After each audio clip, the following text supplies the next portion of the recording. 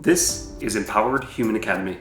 Welcome home. From a really early age, for one reason or another, we're taught judgment. We're taught dualism. We're taught like very binary thinking of right and wrong, good and bad. And curiosity is kind of outside of that. It's this childlike mentality to just explore. This is about love. This is about light. This is about the idea that you have everything you will ever need. And this life of yours, this is where you grow, you expand, and you remember who you really are. I'm Abe. I'm Isaac. In Empowered Human Academy, we join with humans of all kinds to feel the inspiration that can only come with empowered living. The stories you hear today are unique, but the energy you hear today belongs to you too. So, with hearts wide open, let's begin. And today we have our good friend, Jill Moran. We met last year in Chicago when Jill was hosting an Enneagram panel at a boutique called Bird's Eye Rule in Logan Square. Yeah. And ever since then, we became super close and have really connected on a deep level. I would call Jill kind of throughout this year, chatting about Enneagram and what it means to be alive and the good and the bad. And it's been really awesome to get to know her in the last year, and we're super excited for this conversation. So thanks so much for being here, Jill. Oh my gosh. I mean, I just already feel so loved from everything that you just said, but it's all returned. Like even that first time I met you both at my panels, like there was just something so tangible about the light that y'all carry. And I just felt so connected from the first time my eyes were laid on you both. So I feel lucky to continue our relationship. Awesome. We do too. Yeah. Each of these conversations opens with the following question. When you consider yourself to yourself, not for anyone else or not for the sake of introducing yourself to anyone, what words of identity do you choose for yourself? That's such a good question. This has been a big thought for me in just my identity in the Enneagram in general, just because if we are talking Enneagram, I am an Enneagram 4, which is the individualist, and the individualist is trying to find their identity and their desire is to find out who they are, and the fear is that we don't have any identity. So that's actually been a lifelong struggle for me, is to find the words that are who I am and who describe that well, and having that be something that's not like outside of myself or something to attain, but something that I just carry with me. So my word is like, when I think about myself now and through the work that I've processed, the word magic is my word that I hold for myself. Just to know that like my magic isn't made by what I produce. My magic isn't made by how someone sees me, but my magic is something I always carry. And if that's something that I can bring through what I do create, then that's wonderful and beautiful, but it can't be lost. So that's kind of it's been a giant part of my road for sure. Yeah, that makes sense. How does it inform your, like the way you go about your day to hold that word with you? Like what does that do to the way that you live? Yeah, I think in general, a lot of like my growth journey has been to define myself from like the inside out.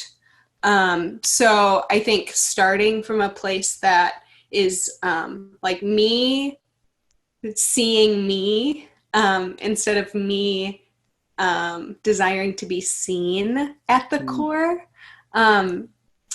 helps to that doesn't feel very tangible. That doesn't feel like a day-to-day thing, but it totally changes the way I go throughout my day because I'm starting from an internal place and moving my way out. Even if that means like brushing my teeth in the mirror and like looking at myself and like admiring the magic of who I am first before like it being something that I'm doing for just the sake of brushing my teeth. So carrying the magic with me and everything I do, starting with me and then moving outward. So that is beautiful.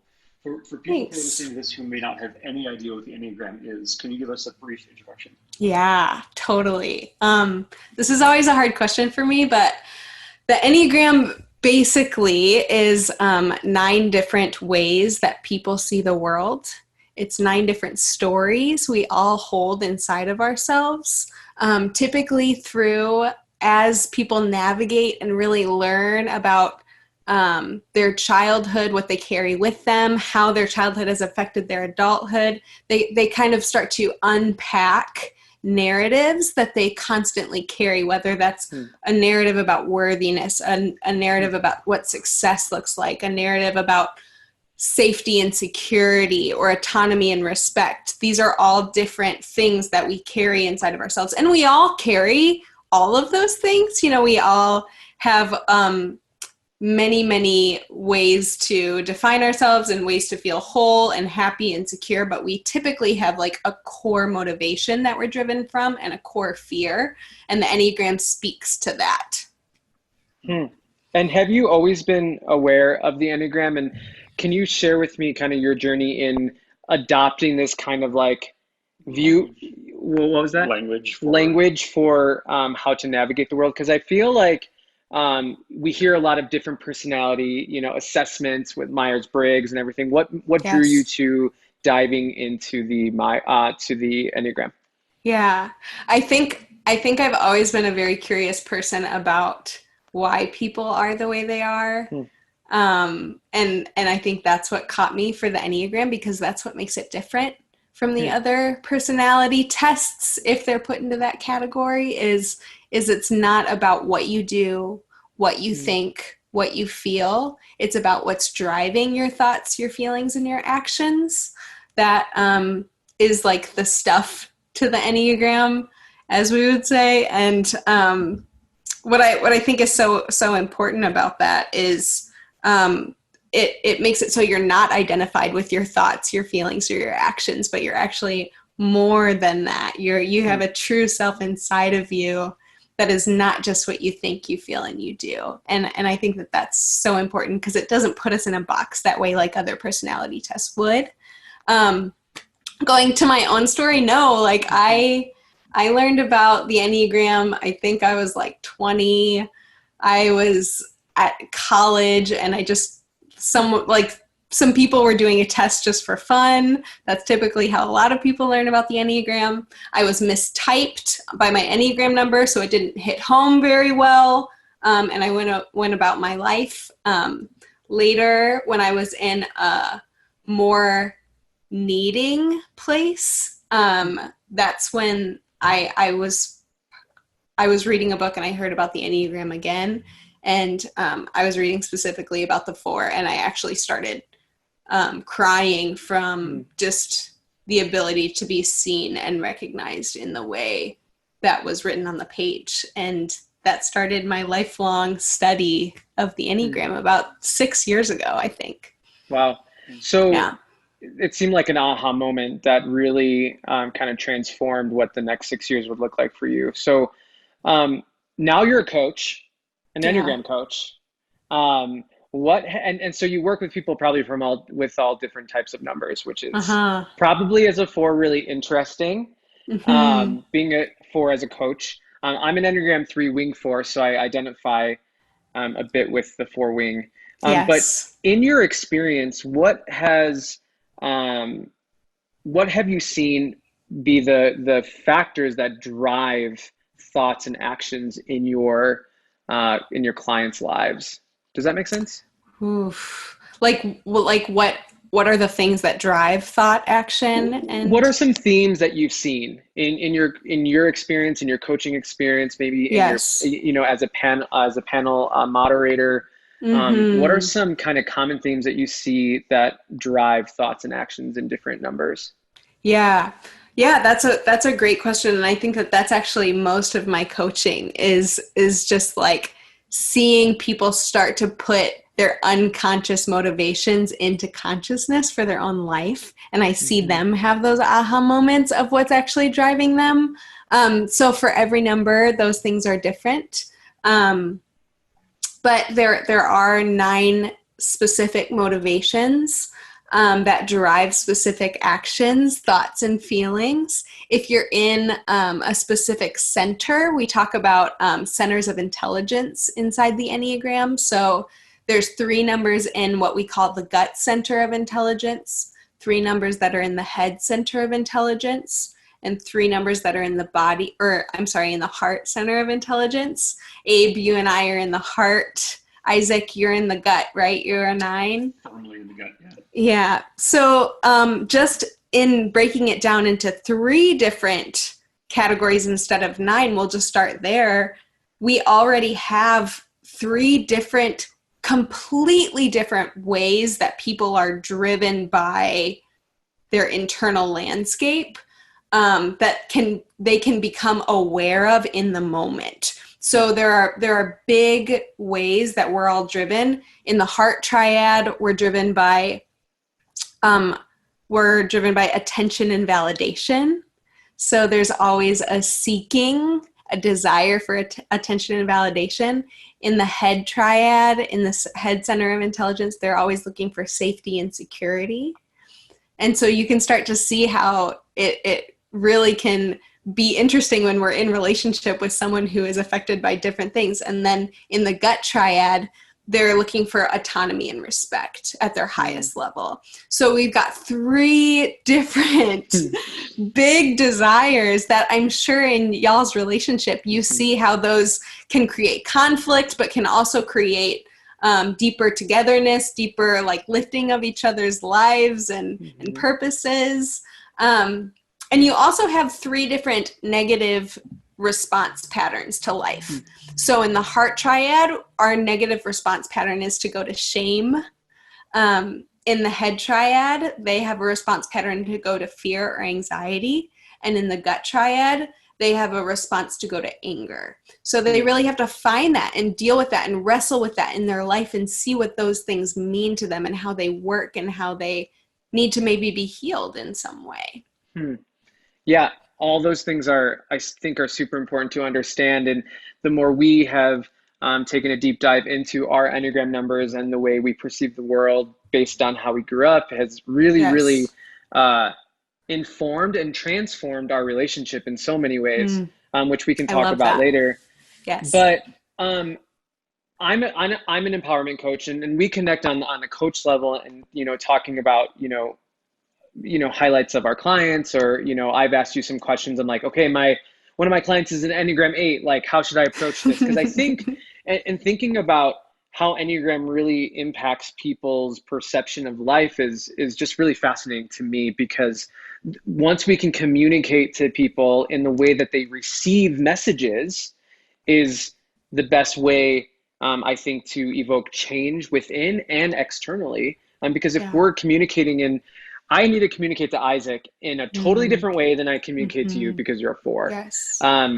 And Isaac's dad's old company did that at the corporate level. They had a lot of their senior leadership take the Enneagram test to figure out, okay, in our senior leadership, how do I communicate to my fellow coworker who's a 6 or a 2? Like, it's so beneficial, not just in interpersonal relationships, but it really affects, at the end of the day, like everything, including business, right? So I think it's really interesting. How, in your experience with yourself and with your clients, if you can give someone advice, how do people become aware of these different viewpoints? Because I for the longest time, I wasn't even aware that my actions were dictated from like my Enneagram number or the ways I perceive the world. How do people become aware? Yeah, I think that is the number one question. And to be honest, I have some guesses. I have some tactics. I have some, that's obviously my desire for my clients, but that's also not something that I know how to create. I'm not sure we can create awareness in another person. And that's something that I actually hold sacred for my clients, of like, I honor where you're at. I honor maybe some protectors inside of you that are protecting you from like parts of your awareness, if that makes sense. Because I do think that needs to be a need. Like, I think sometimes that it starts with a desire to grow, a desire to be different, even if that shouldn't be our goal, a desire to see maybe different things play out in their life than the patterns that they experience. I think sometimes it's through a lot of suffering that people actually come to a place of awareness. I think sometimes we have to go through some shit before we know what's going on inside of ourselves. Totally. But I think that if I'm speaking to someone who's just at the beginning of their self-awareness journey, I would say to create a dialogue with yourself in a way that's curious and in a way that's compassionate. And so instead of looking at yourself and saying, oh, I can't believe I did that again, or I can't believe I said that in that conversation, maybe you can start a conversation with that part of yourself and say, hey, why do you think you did need to say that? What was going on underneath that? What were you feeling? What were you desiring from that person? What did you feel like you needed to feel worthy or safe or secure? What were you getting at? And I think that's where the self-awareness comes in. When the judgment is taken away, I think that's when we can really start to become curious and self-aware. That completely makes sense. This is the second time that curiosity has come up in these conversations as an avenue for unloaded learning, I suppose, like a way to investigate something from a posture of like, this is interesting, and I'm hopeful that I'll learn something that is useful, but whatever I find out, it's okay, because this is essentially a fact-finding mission, and whatever we find is going to be useful in some way, so that's good. Yeah. That's really interesting. I love that. Yeah. And I think curiosity, in the therapy world and in the psychology world, we talk a lot about curiosity, because I think from a really early age, for one reason or another, we're taught judgment. We're taught dualism. We're taught like very binary thinking of right and wrong, good and bad. And curiosity is kind of outside of that. It's this childlike mentality to just explore. And that's different than judgment. I think maybe that has something to do with it. Yeah, I agree. There's a lot of conversation in the Enneagram about childhood and the things that we learned there. Can you talk to us about what our relationships with our childhoods why that's important? Yes, that's so good. And this is where people kind of can start getting fearful of the Enneagram a little bit too, because I think a lot of people do have like what I call protectors around those pieces of their story. We all like to see just maybe the good of our childhood, maybe the good of our parents, maybe the good of situations. And I think that starting that self-awareness journey that we're talking about is starting to acknowledge the good and also acknowledge maybe the things that were hurtful, but in a way that's holding compassion for the adults in our life that maybe caused that pain or like had something to do with that pain in your own story. So, and I always say, man, my parents were awesome. They're great people. I still have a great relationship with them.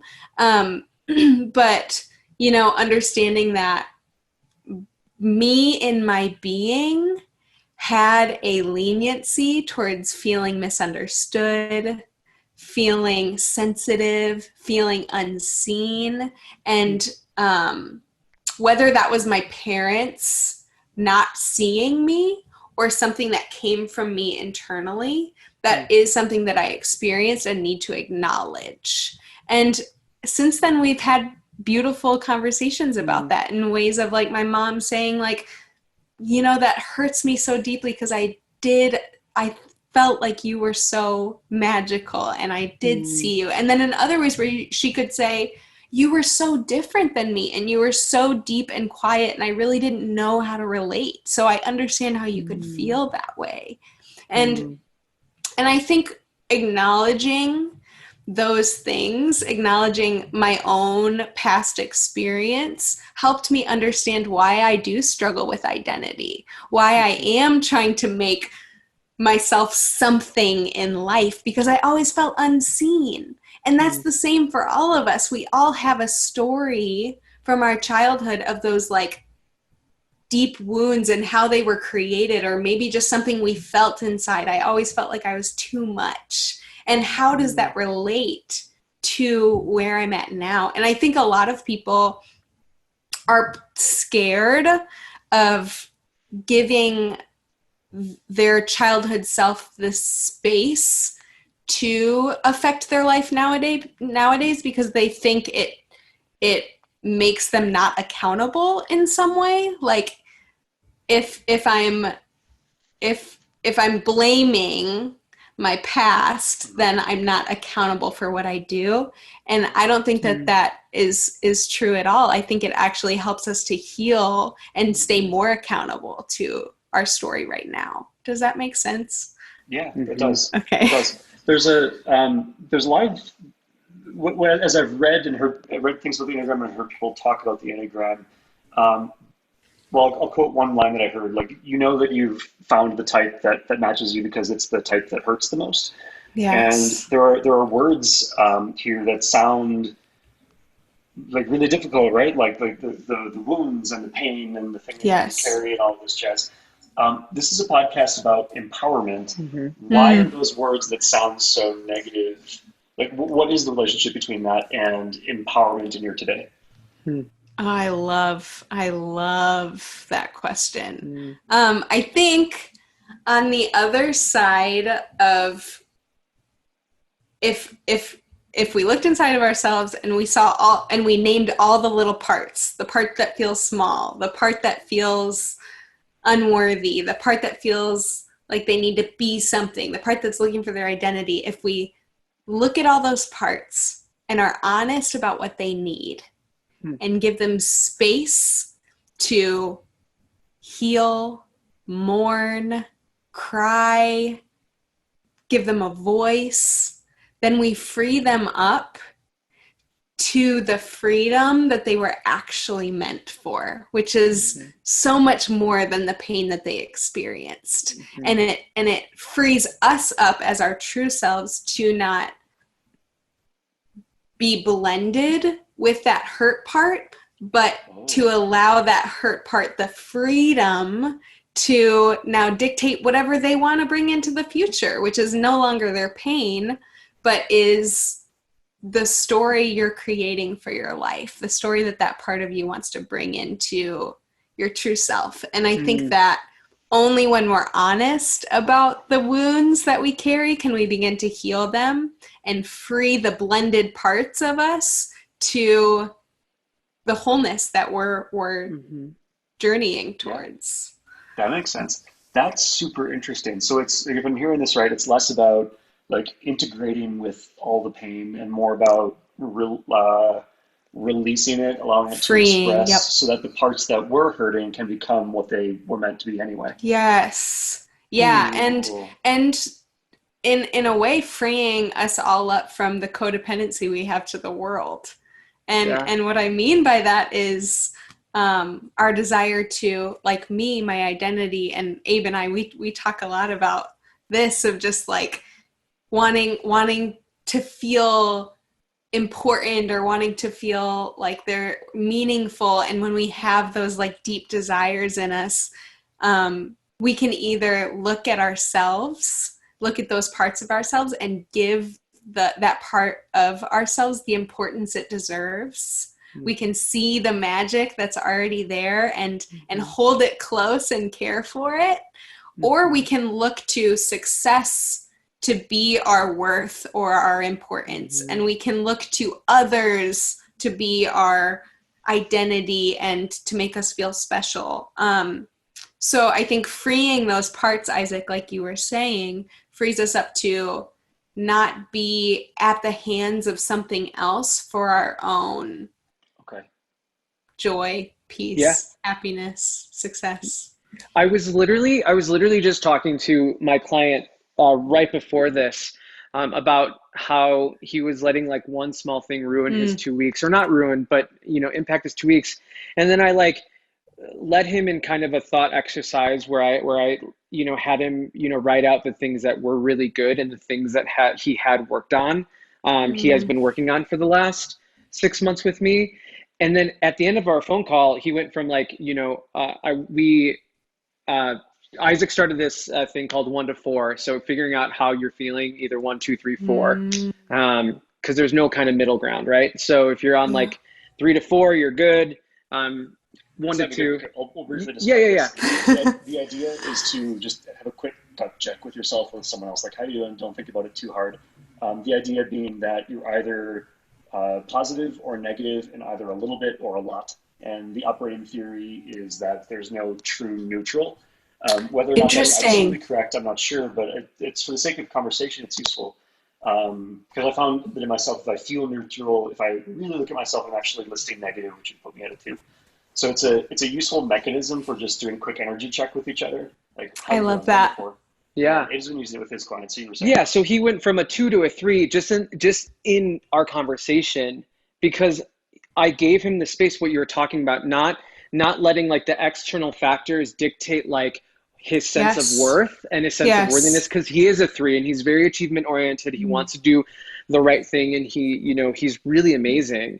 But I reminded him of like his actual strengths, which then when you like are kind of turned back in, when you turn in and tune in to who you really are in those spaces that are healing and are growing and are becoming more confident, then like the external world, it has far less grip on you than in the past, especially for people like us in the Heart Center, when we're like, okay, well, I want to be worthy. And if I'm not worthy, then, oh my gosh, whatever. But the sense of worthiness in health that we feel internally is really unshakable, which is really exciting to me.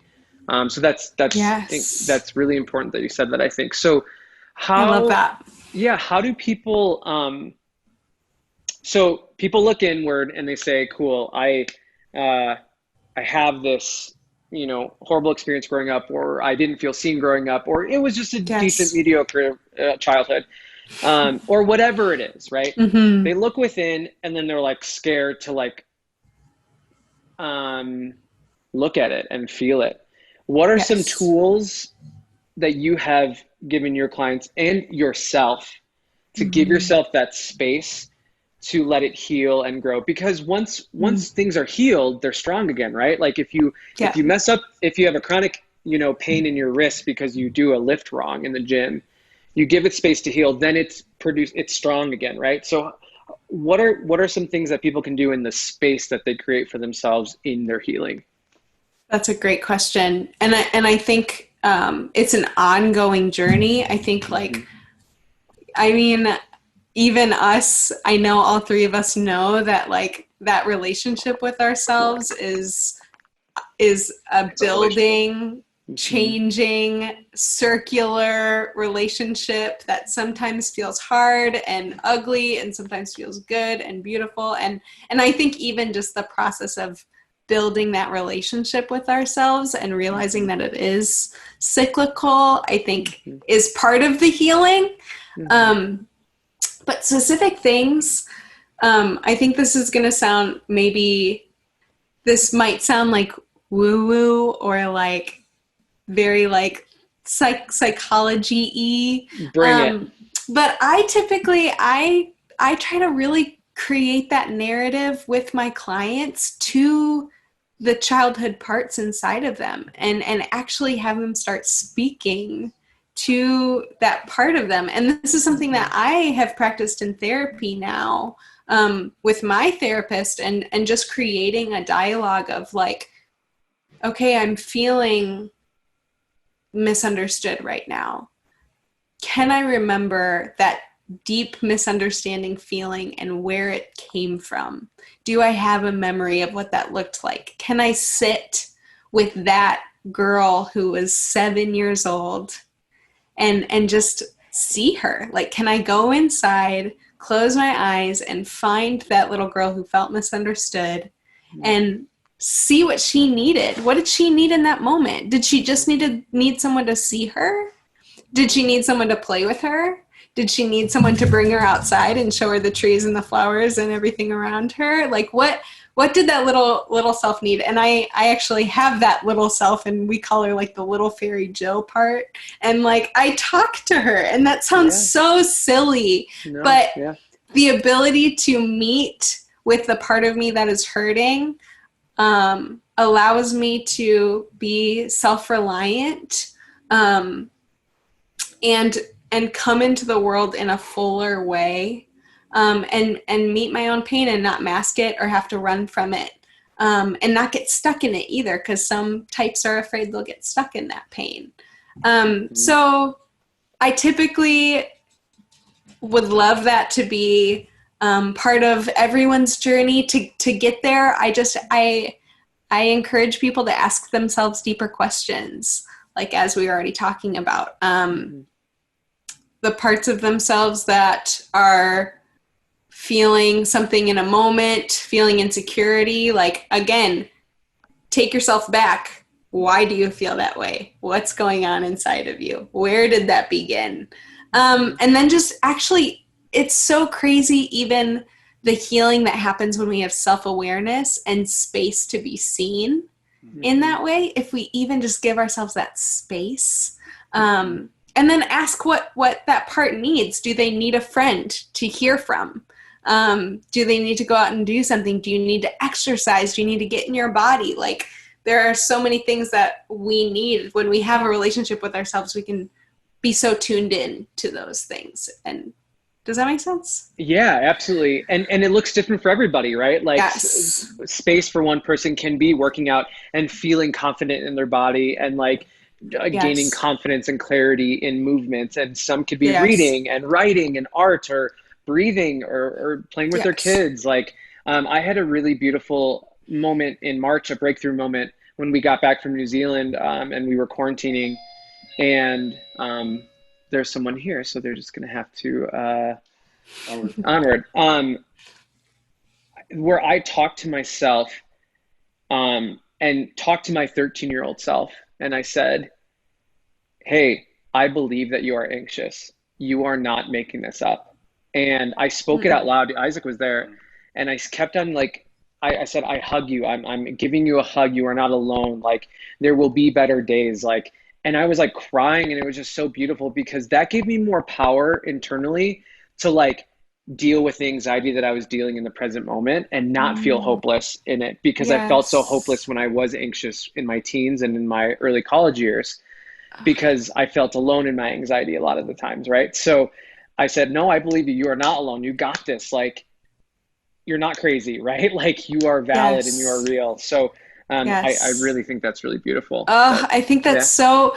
Did you say how old were you, Abe? 13. 13. Like, and like, I get teary when people start talking like that, because to know that 13-year-old self felt crazy and felt alone in that feeling. And now that 13-year-old Abe isn't, like now he's seen and empowered and beautiful, and he knows it. And like, that's all because you chose to look at him. And I just think that is so awesome. Thank you. Yeah. And it's powerful, because like, you feel this like sense of relief when you can tell yourself that you are taken care of and you are safe.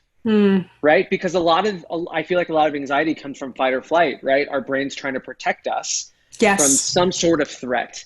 And if I'm constantly living in a state of threat, I don't even have time to get out of my anxiety, because I can't do it. So with, my anxiety, when it comes to like maybe stomach aches that I used to have growing up because of my anxiety, when I had stomach aches as an adult, especially in this last year, because 2020 has been not the most calm, I can tell myself, you've been through this. You are not alone. And which makes the anxiety a lot less powerful over me, which is really powerful. I love that. And that it's kind of like a flip to what maybe your story used to be, in the sense of like, you having a stomach ache, it would create so much more pain because of what you experienced in the past for that. I know I can't remember who the therapist was, but it's someone who said that in the moment when we feel pain, anxiety, stress, anger, conflict in relationship,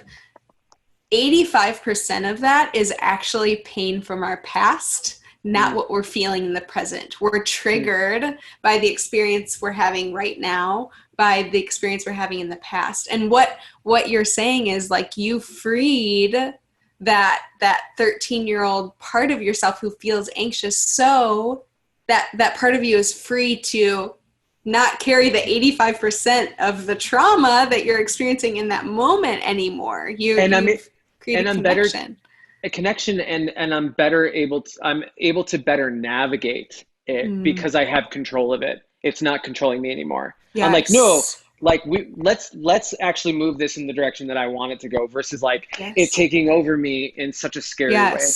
Yeah, you're not blended with that part. You're compassionate towards that part. Yes. Yeah. I'm kind of taken with the idea of like as we go back and give our younger selves what they needed at that time, that's a sort of time travel. Like we've gone back and helped them, like given them what they needed, and then we get to live the life that we would have had we had what we needed back then. Like we're jumping to a parallel universe almost, where we've jumped straight up to a different timeline where we can proceed from a place where we had what we needed all along. And science says that you can actually do that in therapy. Your memories, they say your memories are not held in time. So by going back and healing those memories, you're actually healing what happened in that moment. Science is saying that in psychology. Yeah. So that's totally true what you were just saying. That's so amazing. That gives us so much like empowerment. Like that gives us so many like things to be hopeful for, because it's all just like practicing the brain, heart, body connection. And that's what I'm excited about. And that's why we started this podcast, is to help people like take control of their fucking mind and life. Like it's possible. Oh, it's so possible for everyone. Yeah. For everyone. Yeah. Totally. Yeah. I want to go a little bit meta. Why are you doing this work? Why do you care? Why do you want to help people with it? Man, I think I'll start selfishly and move out. So I selfishly having conversations where I see people light up and find their meaning. When I see people start to have compassion on parts that they have in the past just have had a lot of judgment or pain towards. When I see people waking up to a new way to love their partner or a parent or a child, like selfishly, that stuff is the stuff for me. Like I would not want to be doing anything else.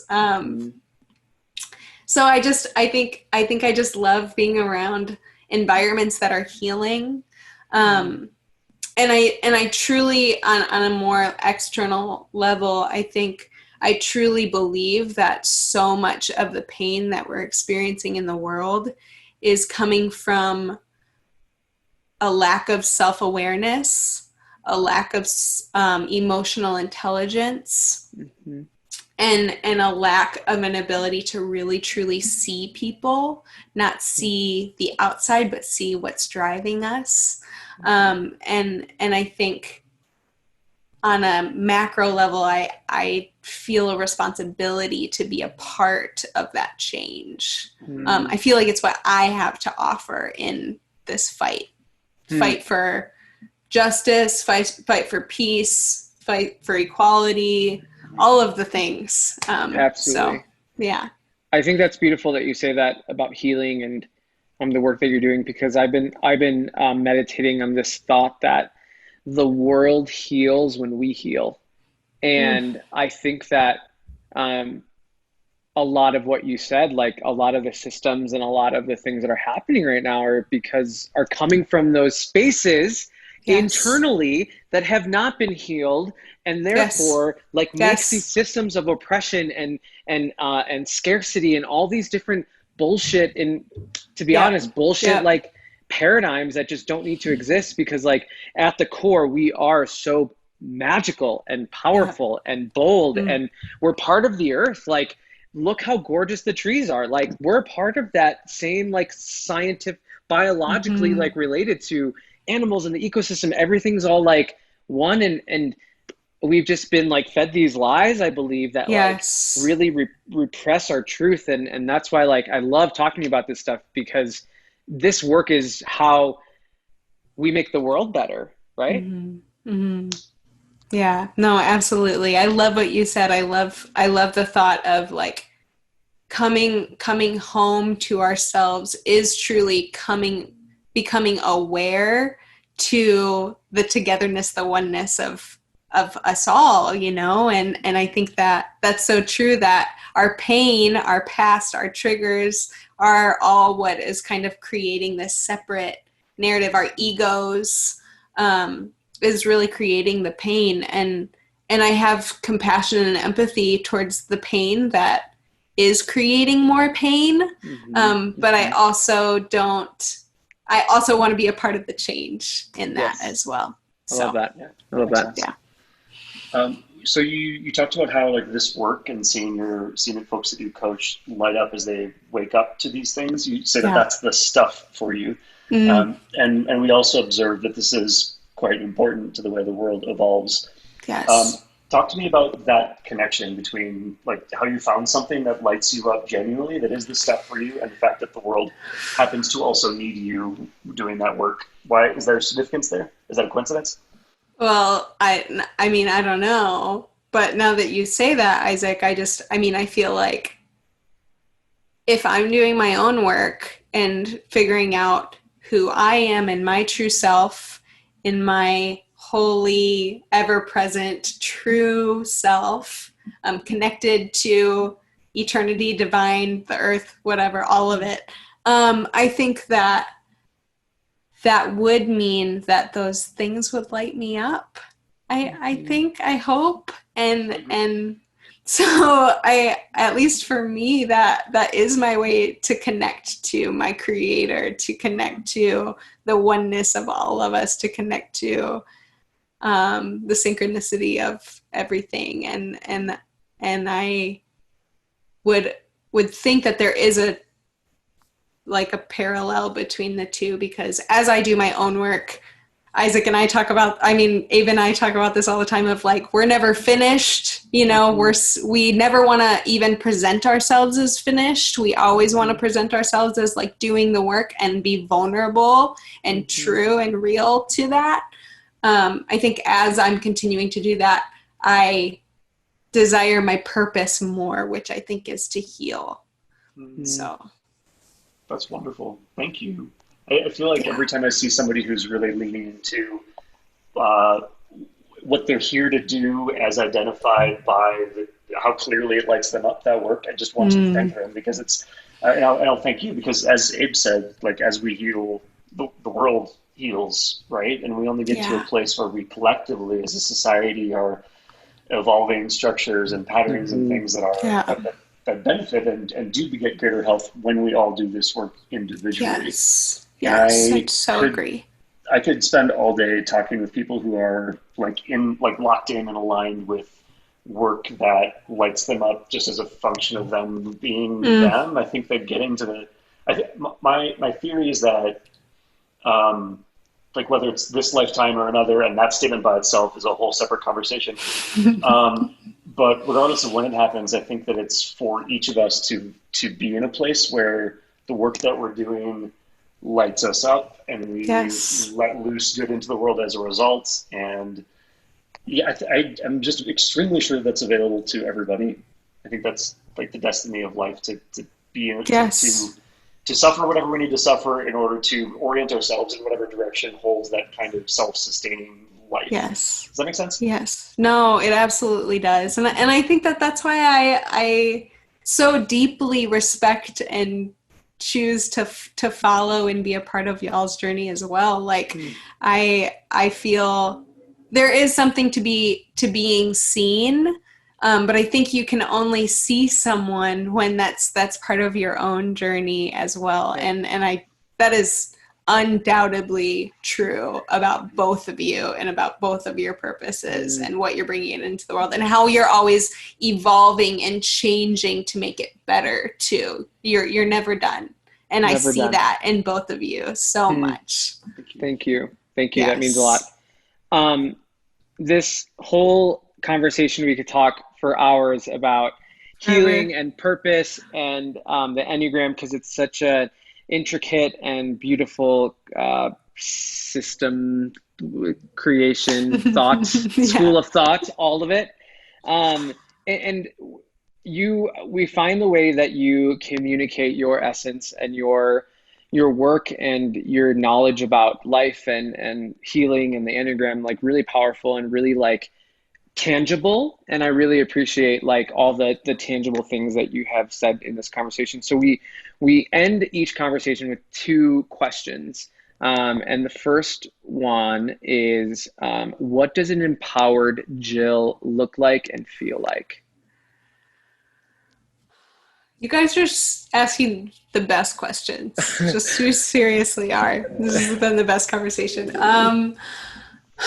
What does an empowered Jill feel like and look like? First of all, thank you for asking me how I feel, because I'm a big feeler. Nice. I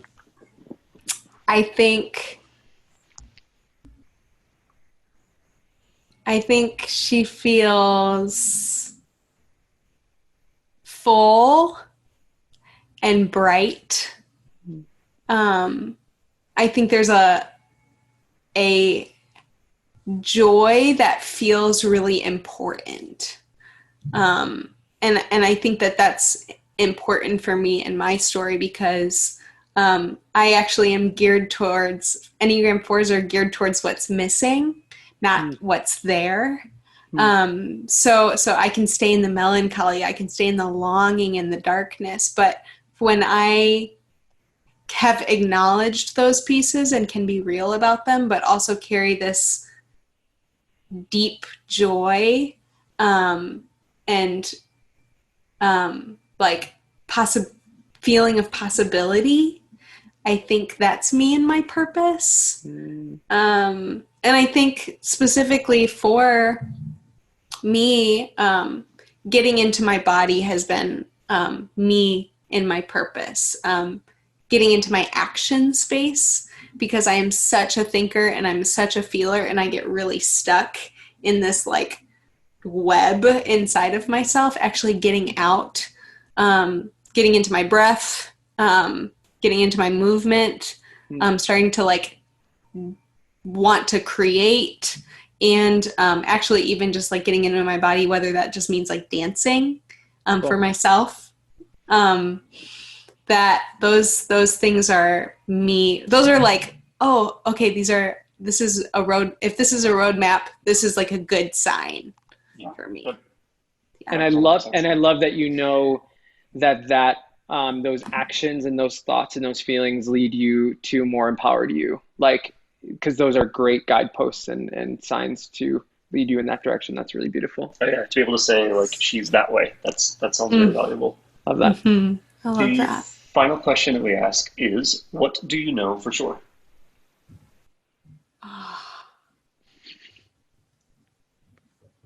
Again, I'm like, I love conversations like this, and